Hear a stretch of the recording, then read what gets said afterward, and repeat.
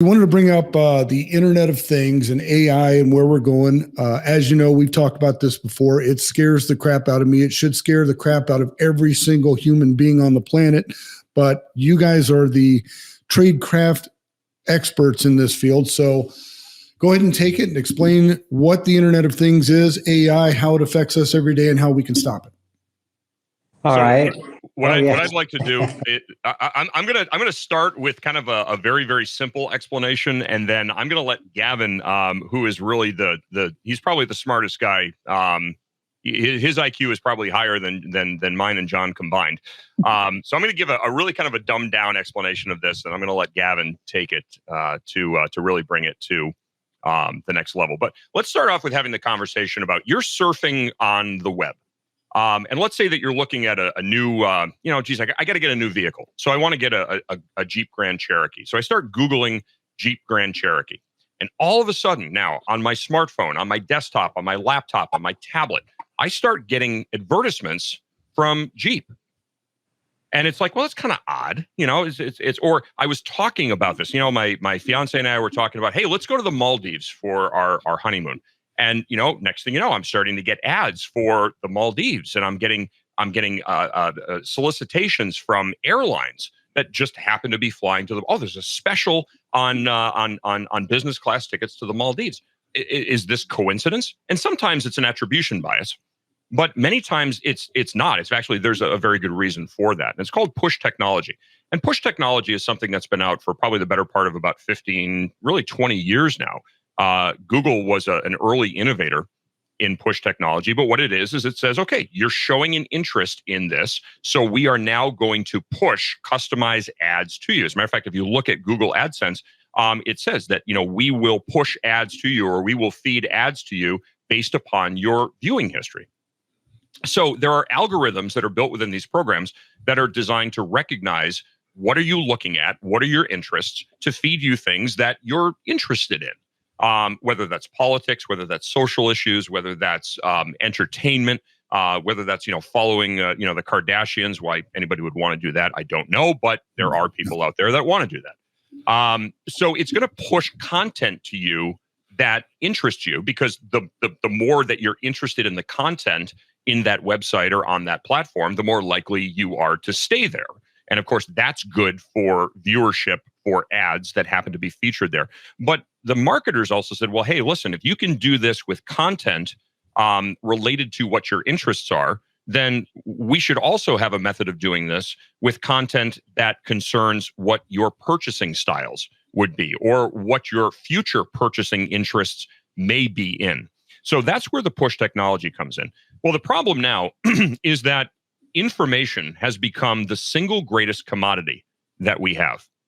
Information tells me about you, and I can now feed that information into an AI program that, by engaging in millions and millions and millions of computations simultaneously, can come up with a predictive model of what you're likely to do based on your previous history. Now, if you think about things like investment schemes, and when I say scheme, I don't mean a negative thing, I just mean a plan. Past performance is not indicative of future results. But past performance is very valuable in determining what is likely to be a future result. And so the predictive modeling has become very, very, very good at determining, at least in the short term, what you're likely to do based upon your previous history. And people say, well, that's amazing. Well, that's how weather works. What is the accuracy of a weather forecast in your region? It's probably 90 to 95%. How do they do that? Because they've engaged in millions of computations, both humans and AI algorithms, that look at weather patterns today and say, okay, in previous occurrences of a weather pattern just like this, what has the historical result been 12 hours, 24 hours down the road? And they probably have that down to probably about a 90 to 95% accuracy rating. It's forecasting. It's short-term forecasting, but it absolutely works. Now that's being accelerated and amplified with the inclusion of artificial intelligence in those predictive modeling algorithms. So ultimately, what this boils down to is the more things that we can have connected with each other, that tell companies what you do, what you're buying, what you consume, what your lifestyle is, the more that machines can now predict what's likely to happen to you, what you're likely to decide to do, where you're going to spend your money, what your health is going to be.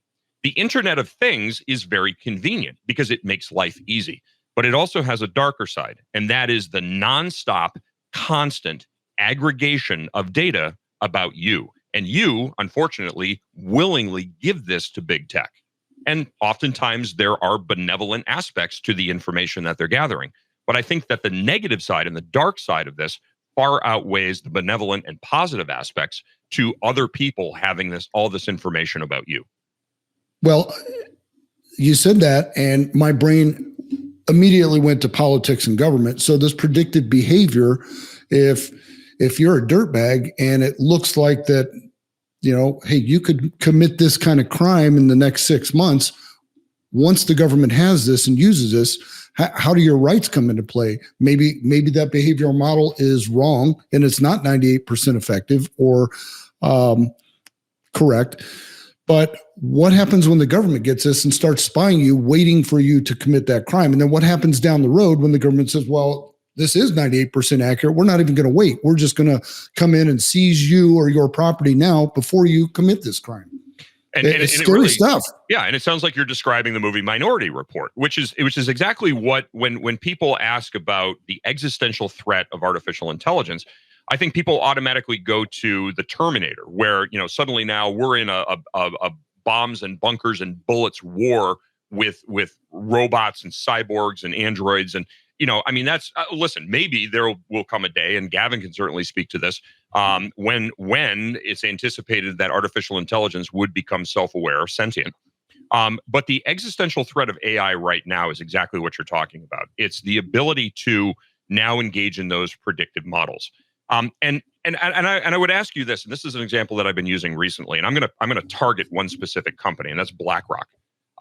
Would you say it's fair to say that BlackRock is probably the largest market capped company in the world in terms of its assets under management and the value of that company? Oh, absolutely. There's no doubt. What is the business of BlackRock? Depends on what aspect of their company you're looking at. Some people think that they're just a hedge fund. Others think that they buy properties and create rentals and marketing, but I think it's information. Didn't they just recently acquire 23andMe? You know what? That's a good question. I don't know if they did or not, but that wouldn't surprise me, and we can get into that here in a second.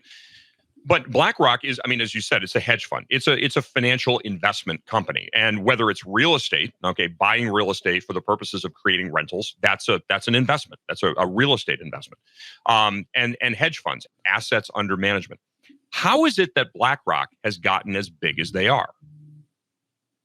Well, that's simple. They're in line with the government. You saw the recent purchase between Alaska Airlines and Hawaiian Airlines, where the government was all over that. We're talking two small airlines that really don't even hold up a candle to Southwest, but BlackRock seems to be able to buy, sell, trade, do anything they want with no oversight whatsoever. So there's very little oversight in it, but how do they know the market moves to make? Well, I guess you're going to tell me that this AI is telling them everything to do. AI. That's AI. Yep. Because BlackRock's AI has been around for 30 years. And so their AI has the ability to engage in all of these market data computations and now and they have developed a predictive algorithm that gives them probably about a 90 to 95% accuracy rate. So if you knew that every single time, or I shouldn't say every single time, you walk into a casino and you're going to play 100 hands of blackjack, and you know that 90 to 95 of those 100 hands are going to be wins for you, you're going to keep playing? Of course you are, because the odds are tipped in your favor. Because BlackRock has developed those predictive modeling algorithms that allow them to know in advance what's going to happen to a 90 to 95% degree of accuracy. And I would hearken the movie Back to the Future 2, when Biff goes in the time machine and he brings the almanac from 1985 back to 1955, And then he becomes the world's richest man because every time he makes a bet, he knows what the outcome of that sporting event is going to be. He can't lose. And that's the position that BlackRock's in right now. They've leveraged artificial intelligence to create an absolute behemoth in the financial investment hedge fund industry. So this is just an example of what AI can do. But AI can also now engage in human behavior predictive analyses. And the 23andMe, this is a scary thing. Irrespective of who wound up acquiring it, it was Sergey Brin's ex-wife that started 23andMe. So there was a direct connection between Google and 23andMe. And when you send in your mouth swab or whatever because you want to find out, what percentage of Portuguese am I? Okay, well, it's a novelty. But what you don't realize is that you're now sending your genetic information into a company that sells that information to healthcare companies, insurance companies, marketing, healthcare. Yep. Insurance companies. So if we know, because we have your genetic code, that you have a predisposition towards cancer, and now because your smartwatch shows us that you have a slight arrhythmia, and that your O2 saturation numbers are a little bit lower, and that when you engage in any moderately strenuous activity, that your heart rate goes up and that your blood pressure is a little bit out of whack. All of that information gets fed into an AI algorithm that determines what's the likelihood that you're going to develop hypertension, diabetes, have a heart attack in the next 2, 3, 5 years.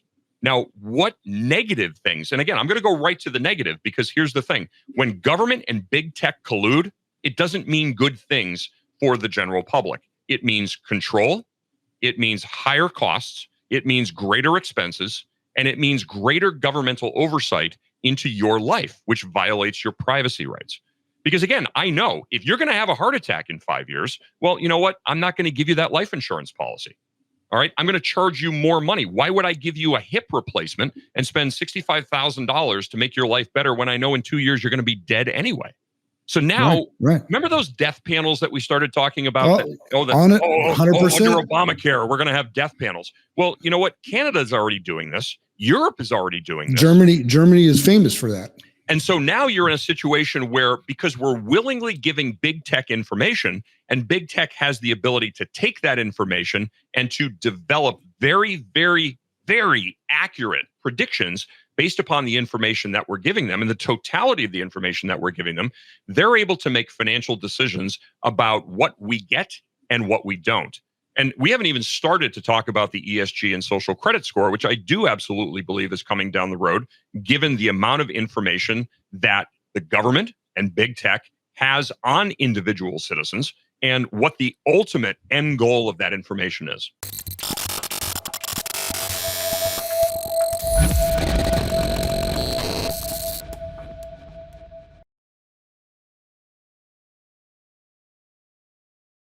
Mike Lindell here, and like you, I see our country being destroyed daily. We face massive economic issues, and I can tell you from firsthand experience, there are people in power who threaten the values that have made our country great. Well, I've been a believer in gold and silver for a long time, and I've searched for years for a partner that shares my values. Well, Genesis Gold Group showed me how easy it is to protect your IRA, 401k, or your retirement with gold and silver.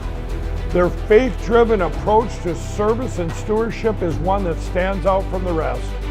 To get your free definitive gold guide and get started learning more about investing in gold and protecting your retirement from uncertain times, visit treasureandtrust.com now. Fill out the basic contact form and a member of the team will be in touch. Again, that's treasureandtrust.com or call 855-625-7760.